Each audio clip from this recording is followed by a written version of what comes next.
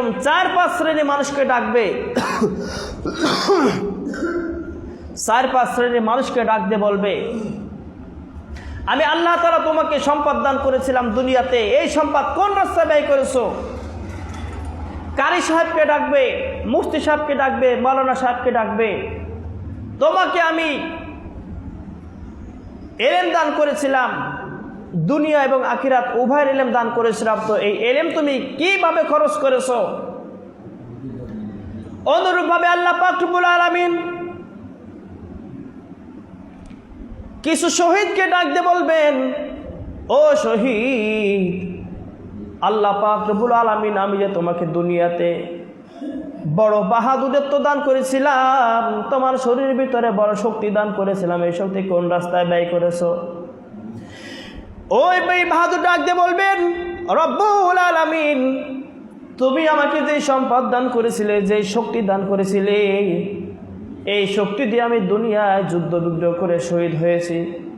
আল্লাহ পাক রব্বুল আলামিন বলবেন, না না, তুমি মিথ্যা কথা বলতেছো। বলে, কি বলেন রব্বুল আলামিন? আপনি কি বলেন?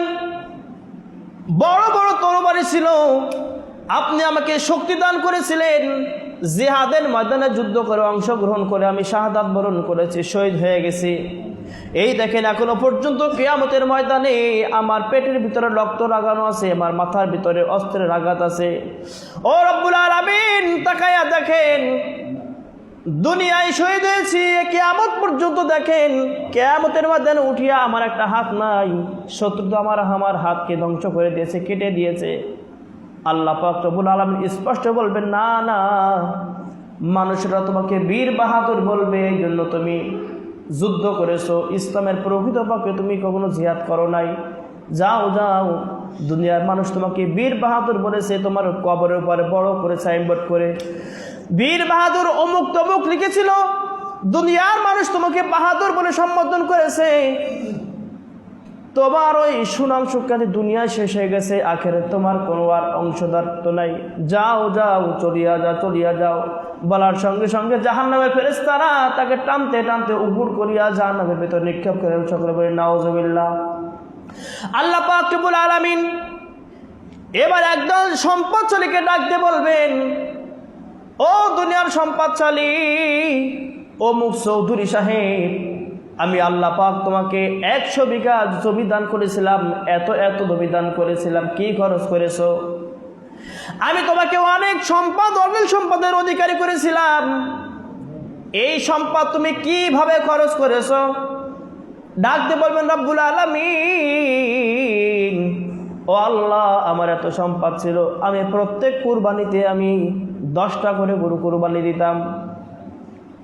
আল্লাহ পাক বলবে, তুমি কি সেটা করেছো? বলে, হ্যাঁ করেছি।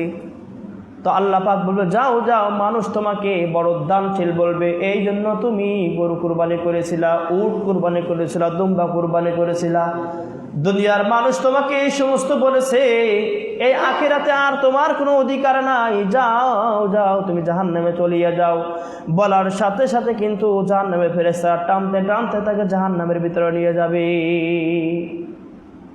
আল্লাহ পাক রব্বুল আলামিন এইভাবে বললেন, ও দুনিয়ার মানুষ, আমি আল্লাহ পাক রব্বুল আলামিন তোমাকে ধন সম্পদ দান করেছিলাম, তোমার সম্পদ থেকে তুমি কি পরিমাণ যাকাত আদায় করেছো? তোমার ধন সম্পদ থেকে তুমি কি পরিমাণ ফিতরা আদায় করেছো?